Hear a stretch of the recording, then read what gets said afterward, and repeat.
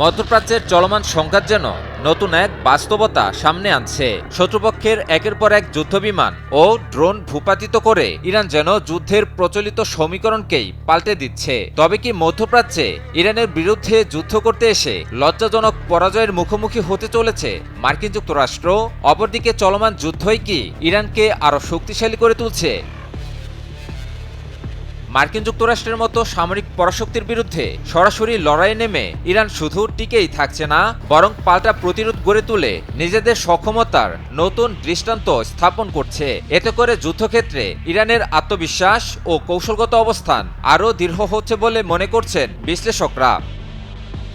Council for Arab British understanding এর পরিচালক Chris ডোয়েল কাতার ভিত্তিক সংবাদ মাধ্যম আল জাজিরাকে বলেন, এই যুদ্ধে প্রথমবারের মতো মার্কিন যুদ্ধবিমান ভূপাতিত করার ঘটনা ইরানের জন্য অত্যন্ত গুরুত্বপূর্ণ।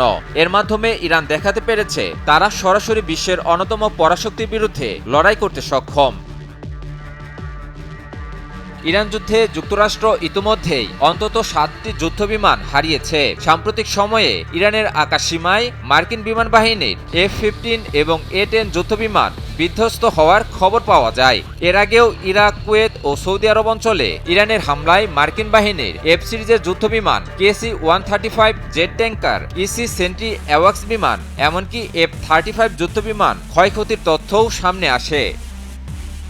শুধু যুদ্ধবিমানই নয়, ইরান দাবি করেছে যে তারা MQ-9 রিপার, হারমিস ও লুকাস সহ 160টিরও বেশি ড্রোন ভূপাতিত করেছে। দেশটির দাবি, সম্পূর্ণ দেশীয় প্রযুক্তি ও কৌশল ব্যবহার করেই এই সাফল্য অর্জন করেছে তারা।